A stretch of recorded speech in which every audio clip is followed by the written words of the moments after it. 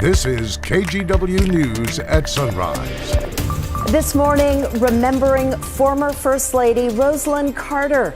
She died yesterday at the age of 96. A look back at her life and legacy. Plus,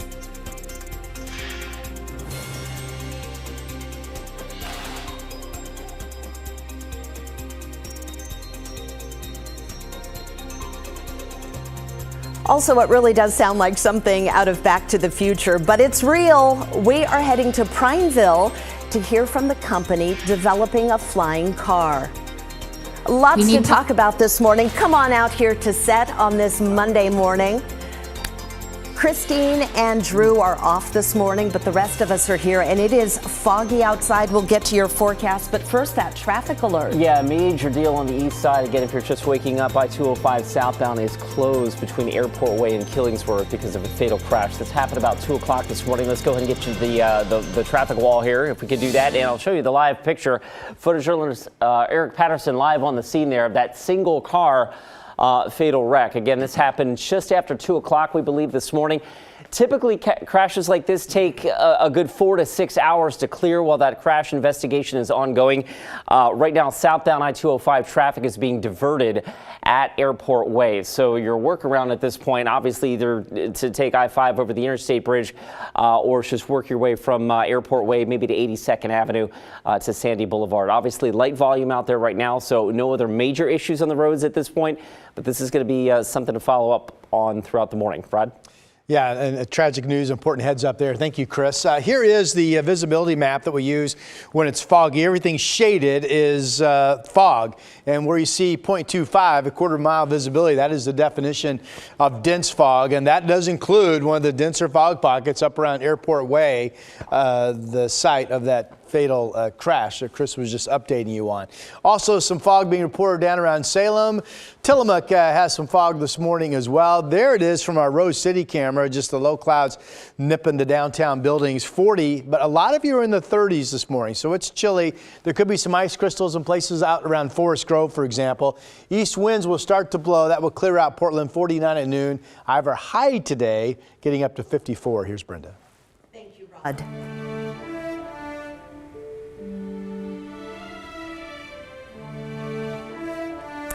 In our top story this morning, we are honoring former First Lady Rosalynn Carter. She died yesterday at her home in Plains, Georgia, after entering hospice. Mrs. Carter was 96 years old. Our sister station in Atlanta looks back at her life and legacy. Her life, the American dream come true. Well, Jim and I have had great opportunities. Her heart full of gratitude all her life. The American people have given us unlimited chances, unlimited opportunities, and make it possible for us to do things that we never would ever have been able to do.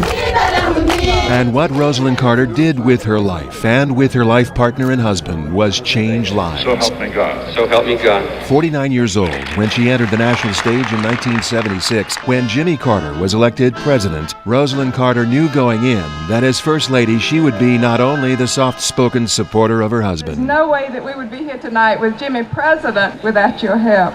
We love and care for every single one of you. Rosalynn Carter would also redefine the role of First Lady, advancing her relentless drive to pursue an independent agenda, her causes. Es un gran placer para mí estar aquí. Jimmy would declare that Rosalynn was the only politician in the family, and he meant it. Her unmatched ferocity to win, cloaked in her gracious Southern charms, earning her the nickname, the Steel Magnolia. For too long, these people have not received the care they need. And she went to war for her signature cause, begun years earlier as Georgia's First Lady. We do have some specific recommendations. The fight to revolutionize mental health care and healing. That it's just an illness like any other illness.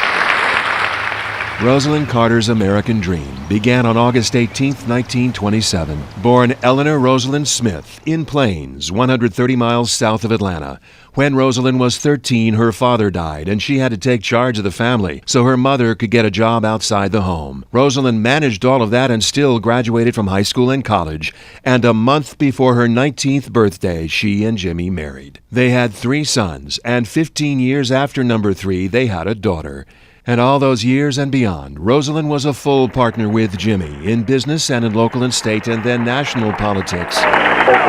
And after the White House, she and Jimmy co-founded the Carter Center in Atlanta, focusing on helping the weakest, the poorest, the sickest, We know that mental illness is a disease as any other. and helping achieve a monumental shift in health insurance. So now it covers mental illnesses just as it does physical illnesses. And almost everyone suffering from mental illness can be helped. This is a woman who began a joyous love affair with fly fishing relatively late in life, who enjoyed a glass of wine and laughter with her friends and expanding family, a night owl to Jimmy the early bird, working full-time into her 90s, the girl from Plains who grew up making opportunities for others around the world. My dream for the future would be peace in the world and freedom from sickness. The best thing we could do is work toward that goal. Rosalind Carter, the American dream come true.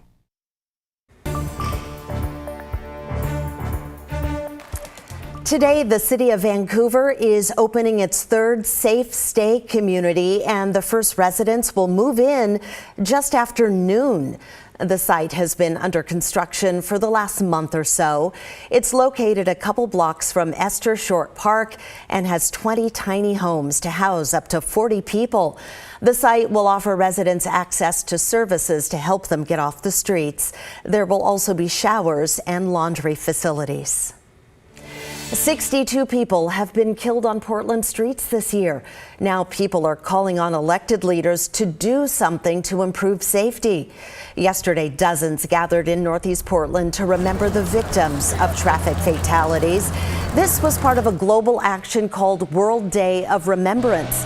The city reports 67 people died in crashes both last year and the year before, and those numbers are the highest in 30 years.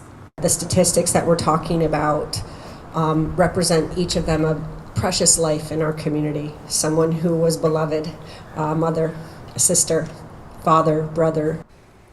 Statistics show people of color, low-income residents, and those living on the streets are killed more often than other groups. Well, in case you missed it, a man is in jail this morning for firing a gun in a porta potty near Moda Center. Police say that man and a woman got into a fight on Friday. The man fired a gun and the woman ran away. The man then barricaded himself inside the porta potty.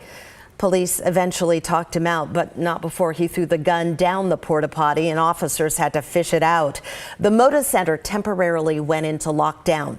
This morning, the man is facing a gun charge. Meanwhile, police arrested a man in a different shooting that happened in Northeast Portland.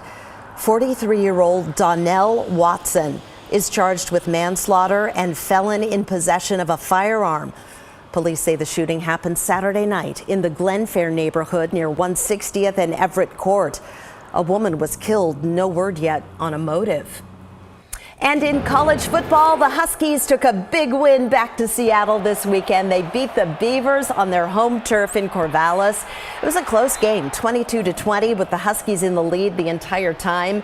UW remains undefeated, 11-0. Oregon State drops to 15th in the AP rankings. Next weekend, the Beavers will head to Eugene to play the Ducks, and it's Huskies versus Cougs up in Seattle. Man, the Beavs had a tough time. Did you watch this game? I had my own Missouri-Florida game I was watching, but I flipped in occasionally to see what the score was. And, of course, I noticed the rain. And I talked to a buddy of mine who was down there.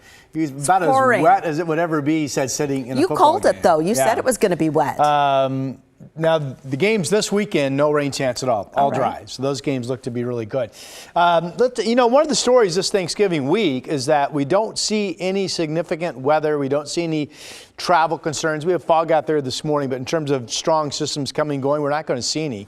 The clouds you see offshore, a fairly weak system that will bring us some rain tomorrow night into Wednesday, and that is still the only rain chance we have for your Thanksgiving week looking forward. Here's the dense fog advisory. Notice up and down I-5, Longview all the way down to Eugene.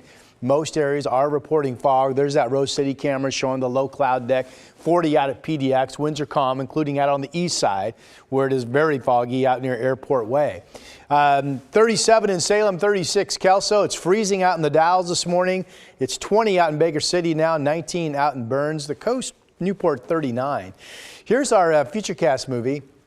With light winds, It's always a question as to whether the mid to South Valley, Salem, Eugene will clear out. And if you don't, temperatures could be as chilly as low 40s this afternoon.